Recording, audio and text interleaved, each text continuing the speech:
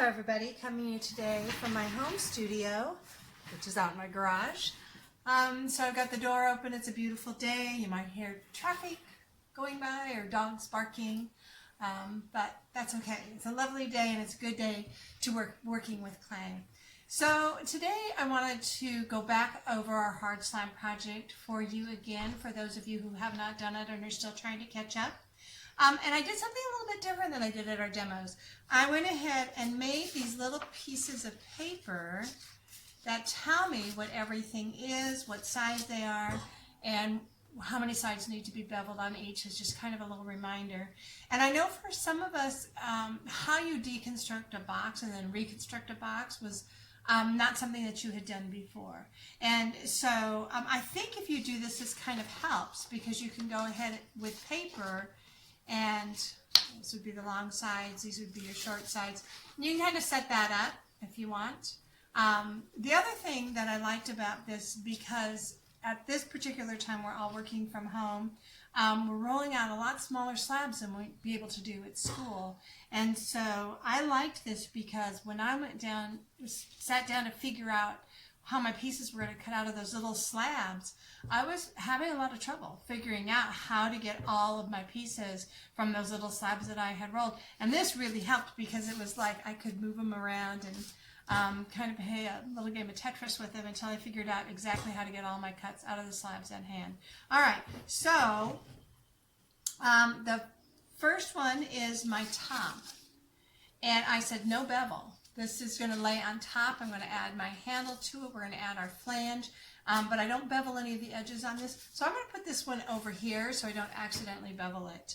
All of my side pieces, whether they're the long sides, which are the 5x7s, or the short sides, which are the 5x5s, when they go together, they're going to attach to each other and to the bottom, and so they all get beveled on three sides, which I went ahead and did. I bet you know how to do that, so you don't need to watch me do all of that. I'm going to set those aside for just a minute.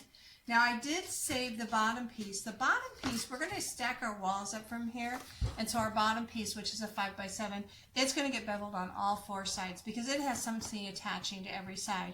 Now you can decide, you can take your texture and you can put it down, so if somebody lifts and looked at the bottom of your pot, they're going to see your texture, or you can put your texture up, and so if somebody's looking, opens the lid and looks inside, they'll see the texture when they look inside.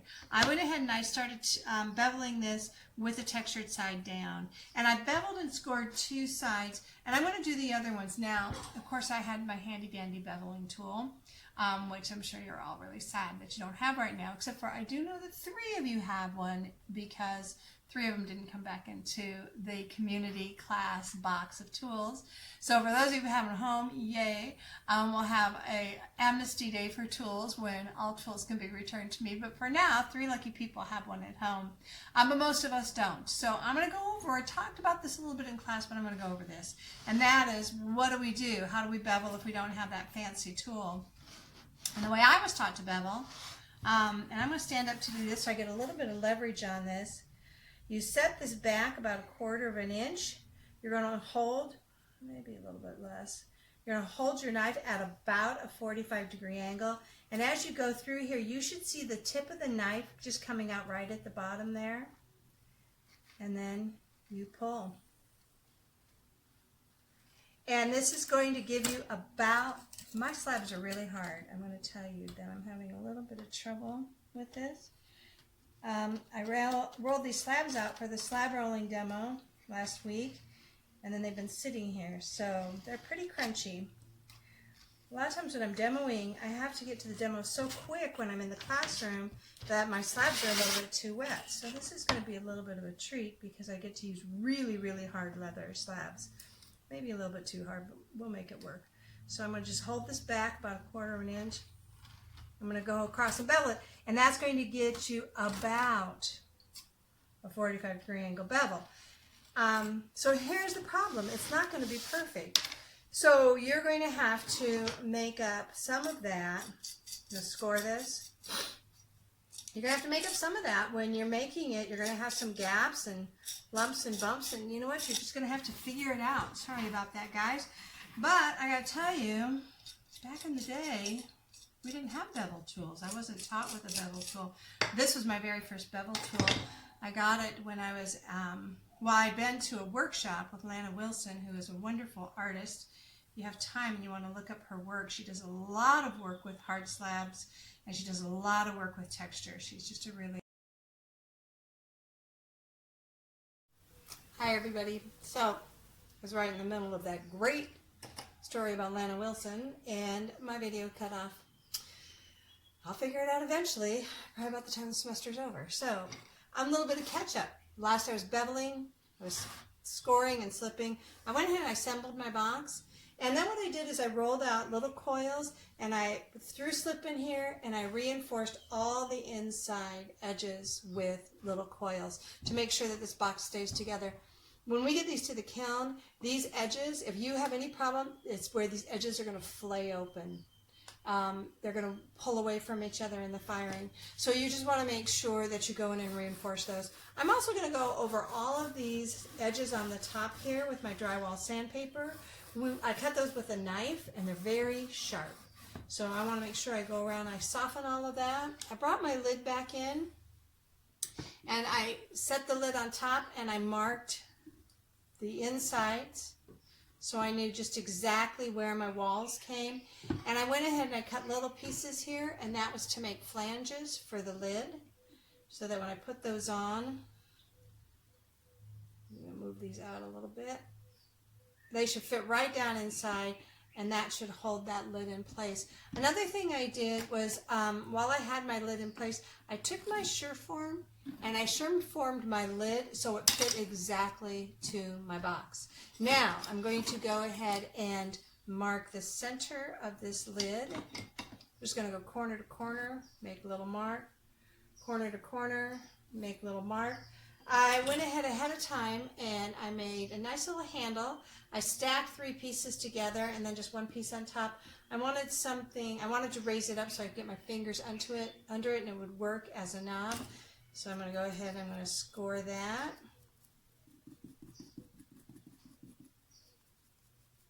Flip it. Lots of gooey slip. This isn't hollow, so I'm not going to have to go underneath and put a hole underneath like I did. I know if you remember with the soft slab, I made a hollow handle, and so I poked a hole in the bottom so I didn't have a trapped air form. But this is going to be solid, so I don't have to worry about that. I'm just going to make sure that's pretty well centered. It's looking good. Make sure it's pushed down really well. Now, one of the decisions we have to make, I don't know if you recall this from the original demo in class, but if we want to fire this with the lid separate so that we can glaze everything, then the other thing we're going to do is we're going to put one more little foot right in the middle here.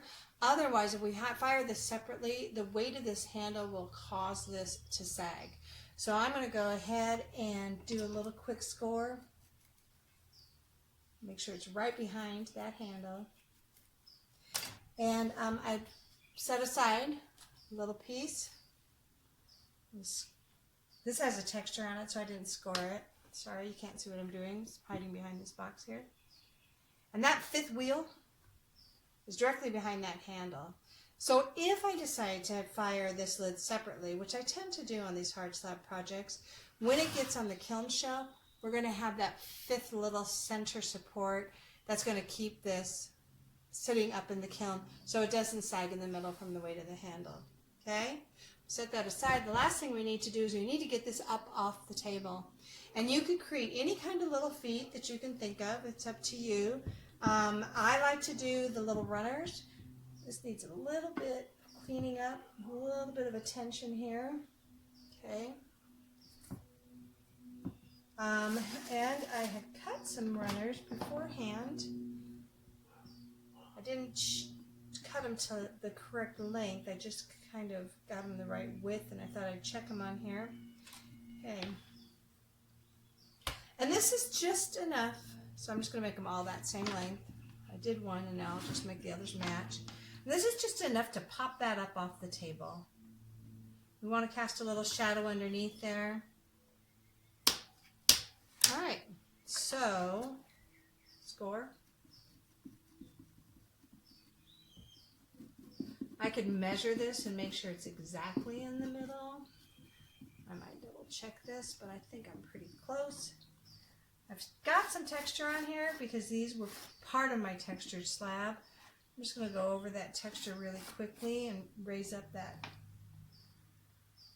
scratch that up a little bit, and then we're ready to go ahead, get some slip on there. Still with me, guys?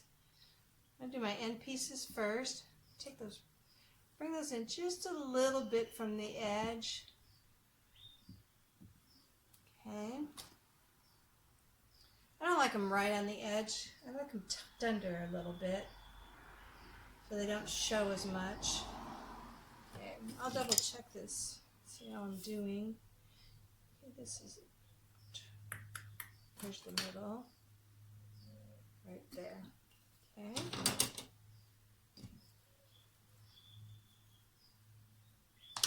Here's my mark. Here's my middle. All right, so I got a lot of cleaning up to do. I'm going to go in and get rid of all these crumbles. I'm going to go over all of these edges here because they're really sharp, because I cut them with a knife. If you cut it with a knife or a pin tool, it's sharp. As it shrinks in the kiln, it just gets sharper and sharper until you have little razor blades. So all of that needs to be cleaned up. All of this is going to be cleaned up. But once I have it all cleaned up and ready to go, there's our lidded box. Hi, everybody. Just wanted to check back in with you really quick and show you that I finished my hard slab box.